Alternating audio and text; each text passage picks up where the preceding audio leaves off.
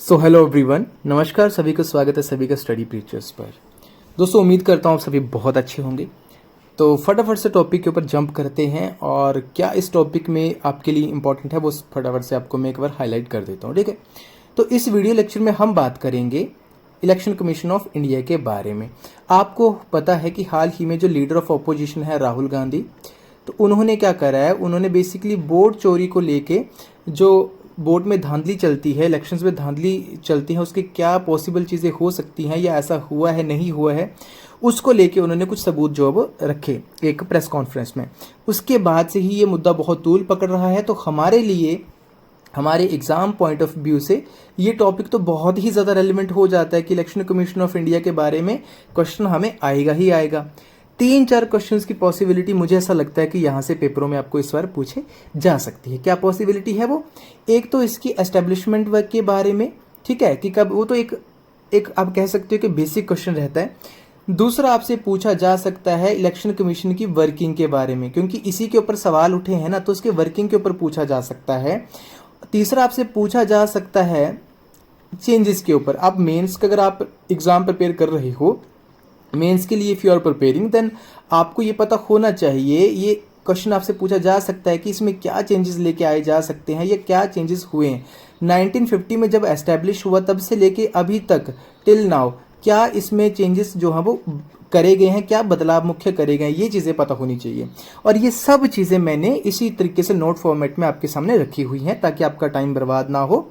Hardly 10 minutes का video रहेगा दोस्तों, और सब इलेक्शन कमीशन के बारे में जितनी भी जानकारी आपके पेपर पॉइंट ऑफ व्यू से इंपॉर्टेंट है वो उसमें रखी गई है। इसके साथ साथ जो भी सुप्रीम कोर्ट की जो आप कह सकते हो जजमेंट्स थी इलेक्शन कमीशन ऑफ इंडिया को लेके, वो भी इसमें मैंने रखी हुई हैं, जिसमें कुछ चेंजेस भी आए लेटर ऑन, ठीक है। चलिए स्टार्ट करते हैं। सबसे पहले तो इलेक्शन कमीशन ऑफ इंडिया के बारे में बात हम कर लेते हैं। देखो ये लोगो रहता है इलेक्शन कमीशन ऑफ इंडिया का ना, अभी ये 3 सदस्य हैं। यहाँ पे ये जो है वो चीफ इलेक्शन कमिश्नर हैं और इनके साथ ये इलेक्शन कमिश्नर हैं और ये भी इलेक्शन कमिश्नर है। देखो इससे क्या बात पता चल रही है कि 3 मेंबर्ड बॉडी है। अब ये 3 मेंबर्ड बॉडी यानी कि 3 सदस्य हैं मुख्य इसके। लेकिन क्या शुरू से ऐसा थी जब ये एस्टेब्लिश हुई थी? नहीं, तब ये सिंगल मेंबर्ड बॉडी थी, ठीक है। वो सब बातें हम इसमें करेंगे लेक्चर में, तो आपके लिए दोस्तों बड़ा इंपॉर्टेंट होने वाला है पेपर पॉइंट ऑफ व्यू से, तो स्किप मत करना पूरा वीडियो, ठीक है। चलिए नोट्स आप खुद यहां से बनाते रहना आराम से, मैं आपको फटाफट से उनको बता ही दूंगा। सबसे पहले सवाल आता है कि ये बॉडी परमानेंट है। Yes, election commission of India is a permanent autonomous body and constitutional body. Very very important, यहां से क्वेश्चन आते ही आते हैं। तो क्या 3 चीजें? परमानेंट है, ऑटोनोमस है, कॉन्स्टिट्यूशनल। अब इसका मीनिंग क्या है? देखो परमानेंट है यानी कि इसको आप ऐसे डिसॉल्व नहीं कर सकते हो। ऑटोनोमस यानी इनकी खुद की ऑटोनॉमी है, ये फ्री है, अपने तरीके से काम करेंगे तभी तो फ्री एंड फेयर इलेक्शंस ये कंडक्ट करवा पाएंगे। कॉन्स्टिट्यूशनल बॉडी है, यस, इसको संविधान के द्वारा इसकी फॉर्मेशन हुई है, तो it is indeed a constitutional body. Free and fair elections करवाना इंडिया में ये इनका मुख्य काम है।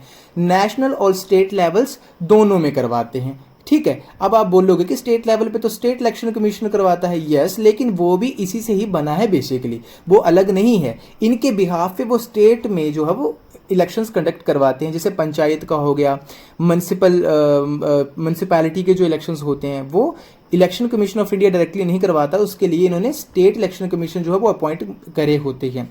ये बहुत बार सवाल आता है पेपरों में। एक और बड़ा दोस्तों इंपॉर्टेंट पॉइंट की जो 25 ऑफ जैन है ना, 25 ऑफ जैन, ये आपका नेशनल वोटर्स डे है और इसी दिन पर 25 जनवरी को ही इलेक्शन कमीशन ऑफ इंडिया की एस्टेब्लिशमेंट हुई थी 1950 में, तो ये आपको याद रखना है, ठीक है। बाकी 25 जनवरी 1950 को एस्टेब्लिशमेंट हुई अंडर द आर्टिकल 324। तो this article is really important, 324 article 3। अब ये एक्सपैंड करता है 324 टू 329, ये आपको प्लीज रिमेंबर करना है, 324 टू 329। अब इसमें क्या क्या मुख्य हैं आर्टिकल्स आपके सामने लिखे हैं। 324 में क्या करता है, इलेक्शन कमीशन ऑफ इंडिया को ये पावर्स देता है, एम्पावर करता है, ठीक है। वेरियस क्या फंक्शंस होते हैं, क्या पावर्स होती हैं इनकी, वो सब इसी आर्टिकल में बताई है। 325 क्या बताता है कि इलेक्टोरल रोल से किसी को भी उसके धर्म के आधार पर, जो उसकी रेस है, उसकी कास्ट है, उसका सेक्स है, इन सभी चीज़ों के आधार पर उसे वहां से एक्सक्लूड नहीं किया जाएगा, यानी वंचित नहीं रखा जाएगा। तो ये 325 आर्टिकल बताता है। 326 आर्टिकल बताता है for all over the 18 years जो है वो adult suffrage for all over 18 years. देखो पढ़ लेना इनको, इंपॉर्टेंट है, यहाँ से डायरेक्टली स्टेटमेंट आपको आ सकती है। ओके, 27 और 28 आपको लेजिस्लेशन जो पावर्स होती हैं वो बताता है, और 29 आपको बताता है कि कोर्ट्स की इंटरफेरेंस इलेक्टोरल मैटर्स में। ठीक है, एक बार इनको रीड आउट कर लेना, आपके लिए इंपॉर्टेंट है। चलिए अब बात करते हैं जरा कंपोजिशन और स्ट्रक्चर की, यानी कि election of commission of India का कंपोजिशन और स्ट्रक्चर कैसा है। तो मैंने बताया ना कि 1950 से पहले तो यार ये सिंगल मेंबर्ड बॉडी थी, ठीक है, जब एस्टेब्लिशमेंट इसकी हुई, लेकिन 1993 के बाद जो है ये 3 मेंबर्ड बॉडी हो गई, और अभी तक 3 मेंबर्ड ही है। 1993 में हुआ यूं कि 1989 में क्या हुआ था, इसमें चेंजेस आए थे, एक अमेंडमेंट हुई, कॉन्स्टिट्यूशनल अमेंडमेंट आप कह सकते हो, और फिर 1993 से 3 मेंबर्ड होगी। एक इसमें रहेगा चीफ इलेक्शन कमिश्नर, एक इलेक्शन कमिश्नर और एक और इलेक्शन कमिश्नर, यानी कि कुल कितने हुए, 3 सदस्य जो है वो अब इसमें काम करते हैं टॉप नोच लेवल पे। ठीक है, अब बात करते हैं इसकी अपॉइंटमेंट के बारे में, यानी कि अपॉइंटमेंट कैसे होती है। तो इनकी अपॉइंटमेंट करता है प्रेसिडेंट ऑफ इंडिया, ध्यान रखना, president of India on the recommendation of prime minister of India. ठीक है, प्राइम मिनिस्टर ऑफ इंडिया, ये भी पॉइंट याद रखना। तो इस तरीके से अगर स्टेटमेंट आती है तो सही है, लेकिन इसमें भी फिर चेंजेस किए 2023 में। 2023 का एक केस है बहुत important, supreme court of India का, मैंने इस लेक्चर के एंड में मेंशन करा है, वो भी आपको बताऊंगा। तो 2023 में फिर क्या हुआ, इसमें चेंजेस करे गए। ठीक है, क्योंकि उसमें यह था कि अगर सिर्फ प्राइम मिनिस्टर के एडवाइस पे प्रेसिडेंट ऑफ इंडिया इनको अपॉइंट करेंगे तो कहीं ना कहीं जो एग्जीक्यूटिव बॉडी है उसका इन्फ्लुएंस बहुत रहेगा। एग्जीक्यूटिव बॉडी कौन, उसका हेड कौन होता है, आपको पता है, प्राइम मिनिस्टर ऑफ इंडिया। ठीक है, अब इनके टेन्योर की बात करें तो 6 साल का टेन्योर रहता है, या 65 ईयर्स तक एज तक अपना ये सर्व कर सकते हैं, जो भी पहले हो जाए, विच एवर इज अर्लियर। ठीक है, फिर उसके बाद अगर मैं इनकी रिमूवल की बात करूं तो चीफ इलेक्शन कमिश्नर को कैसे रिमूव करा जाता है, इनका सिमिलर स्ट्रक्चर रहता है सुप्रीम कोर्ट के जजेस के जैसा। जैसे हम सुप्रीम कोर्ट के जजेस को रिमूव कर सकते हैं ना, कैसा, special majority in the parliament में स्पेशल मेजोरिटी से, उसी तरीके से अगर चीफ इलेक्शन कमिश्नर को रिमूव करना है तो स्पेशल मेजोरिटी चाहिए। तो सवाल उठता है क्या इलेक्शन कमिश्नर के लिए भी सेम है, तो बिल्कुल नहीं। इलेक्शन कमिश्नर जो होता है ना उसको चीफ इलेक्शन कमिश्नर की रिकमेंडेशन के बेसिस के ऊपर ही रिमूव कर दिया जाता है प्रेसिडेंट के द्वारा। तो इसको भी 2023 में जब सुप्रीम कोर्ट ऑफ इंडिया ने बोला तो उसमें बोला कि इसमें चेंजेस लेके आओ, इलेक्शन कमिश्नर जो है उसको भी उतनी ही प्रोटेक्शन होनी चाहिए जितनी कि चीफ इलेक्शन कमिश्नर को होती है, ताकि वो इन्फ्लुएंस ना हो पॉलिटिकल रूलिंग पार्टी से और अपना काम जो है वो पारदर्शिता से कर पाए। बात समझ आ रही है। सैलरी भी सिमिलर होती है सुप्रीम कोर्ट के जजेस के द्वारा। तो ये सब के सब जितने भी फैक्ट्स हैं ना दोस्तों, ये आपको पेपरों के लिए बहुत इंपॉर्टेंट हो जाते हैं, क्योंकि यहाँ से डायरेक्ट क्वेश्चंस आपको आते हैं। तो अगर फ्री ऑफ कॉस्ट आपको मिल रहा है इतना अच्छा कंटेंट प्रॉपर रिटन फॉर्मेट में, तो क्या ही हर्ज है, आपका काम है सिर्फ पढ़ना इसको। ठीक है, चलिए पावर एंड फंक्शंस की अगर हम बात करें, सबसे पहले आते हैं एडमिनिस्ट्रेटिव फंक्शंस। तो प्रिपेयर करना, रिवाइज करना और सुपरवाइज करना इलेक्टोरल रोल्स को, ये सारा का सारा काम जो होता है वो किसका होता है, इलेक्शन कमीशन ऑफ इंडिया का काम होता है। रजिस्टर करना, नए वोटर्स को, जो एलिजिबल वोटर्स होते हैं उनको रजिस्टर करना, शेड्यूल करना इलेक्शंस को, कौन सी डेट को होगा, कौन सी टाइमिंग से स्टार्ट होगा, ये सब का सब काम जो है वो इलेक्शन कमीशन ऑफ इंडिया ही निर्धारित करता है। इसके अलावा पॉलिटिकल पार्टीज को रिकॉग्नाइज करना, उनको रिकॉग्नाइजेशन प्रदान करना नेशनल लेवल पे, स्टेट लेवल पे। ठीक है, उनको जो सिंबल्स देते हो ना, जो इलेक्शन सिंबल्स होते हैं, पार्टी सिंबल्स होते हैं, ये भी election commission of India he provide करता है। ये मैंने आपको बता दिया, इनको रजिस्टर करना। ठीक है, इसके अलावा जो डीलिमिट कॉन्स्टिट्यूएंसीज को डीलिमिट करना, ये डिटरमिन करना with the help of delimitation commission. Delimitation commission के ऊपर एक अलग से वीडियो मैं बना दूंगा, ये भी बड़ा इंपॉर्टेंट था, पहले चर्चा में था। इसमें होता है क्या कि जो कॉन्स्टिट्यूएंसीज होती हैं उसमें नई ऐड ऑन करना या पुरानी कॉन्स्टिट्यूएंसीज को बदलना, एरियाज को चेंज करना, तो ये डीलिमिटेशन का काम होता है। तो इलेक्शन कमीशन ऑफ इंडिया इनके साथ मिलकर ये सब चीजें भी करता है। अब आपको पता है ना, कॉन्स्टिट्यूएंसी चेंज करेंगे तो भाई वोटर्स यहाँ के वहां जाएंगे, तो वो इलेक्शन कमीशन ऑफ इंडिया की रिकमेंडेशन जरूरी है ना इसमें, है ना। बाकी मॉडल कोड ऑफ कंडक्ट, यानी कि इलेक्शन किस तरीके से फेयर तरीके से कंडक्ट हो, वो भी इशू और प्रिपेयर जो है वो इलेक्शन कमीशन ऑफ इंडिया ही करता है।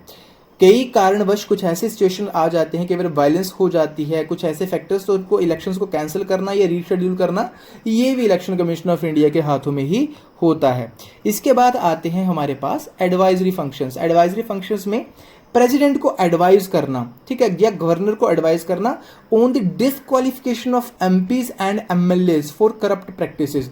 यानी कि किसी एमपी एमएलए को कोई करप्ट काम करता हुआ पकड़ा गया है तो प्रेसिडेंट को या गवर्नर को एडवाइस यही करता है इलेक्शन कमीशन ऑफ इंडिया उनकी डिसक्वालिफिकेशन के लिए, ठीक है।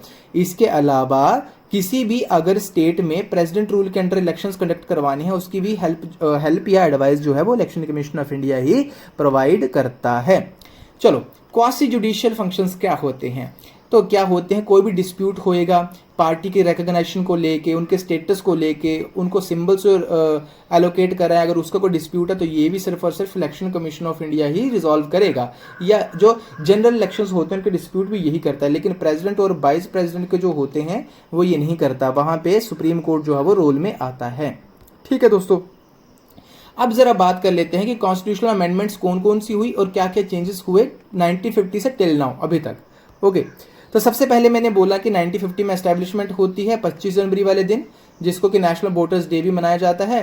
सिंगल मेंबर्ड बॉडी होती है। लेकिन 1989 में फिर आपको बताया इलेक्शन कमिश्नर अमेंडमेंट एक्ट पास हुआ, तो उसमें मल्टी मेंबर्ड बन गई। कितने मेंबर हो गए? अब 3 सदस्य हो गए। तो 3 सदस्य कब से हुए? 1993 से। हालांकि ये रिकमेंडेशन आई 1989 में। ये डेट्स आपको याद होनी चाहिए। यहाँ से केवल यूपीएससी में जब आप पेपर देते हो ना, यूपीएससी के, चाहे वो सीडीएस का हो, एनडीए का हो, या स्टेट पीसीएस के बड़े जो एग्जाम होते हैं आपके, उसमें क्या होता है, ये आपको डेट्स पूछेगा कि कब कब चेंजेस आए। अगर उसने लिख दिया कि 1950, 1989, 1992, 1991, 1993, 2023, अगर ये सब चीज़ें इसने लिख दी तो आपको पता होगी ना कि ये डेट सही हैं। तो वही मैंने यहाँ पे लिखी हुई हैं आपके कन्वीनियंस के लिए। 1993 में 3 मेंबर्ड होगी। फिर 73rd 74th constitutional amendment act आता है 1992 का, ये भी बड़ा इंपॉर्टेंट है। इसमें रिकमेंडेशन दोस्तों आती है बेसिकली स्टेट इलेक्शन कमीशंस के लिए। अब ये याद आपको रखना है कि वही 73वें और 74वें संवैधानिक संशोधन के बाद ही आती है रिकमेंडेशन की स्टेट्स में जो भी पंचायतों की इलेक्शन है, म्युनिसिपैलिटी के इलेक्शन है, वो स्टेट इलेक्शन कमीशन ही देखेगा on the behalf of election commission of India. ये इसके आर्टिकल्स हैं, ठीक है, 243 के से लेकर 243 GA तक। ठीक है, इतना हमें जो दोस्तों वो याद रखने हैं। चलिए अब बात करते हैं इसके साथ साथ और इंपॉर्टेंट क्या चीजें हुई।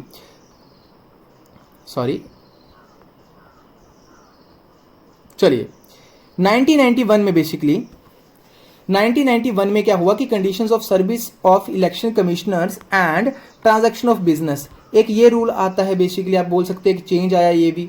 तो 1991 के पेपरों में डेट आती है कि चेंजेस आए थे, यस आए थे, इनकी कार्यप्रणाली को लेके चेंज आए थे, सर्विस को लेके। फिर 2023 में बड़ा इंपॉर्टेंट आता है जो सुप्रीम कोर्ट का डिसीजन आता है। ये केस आपको याद रखना, Anoop Varnwal versus union of India.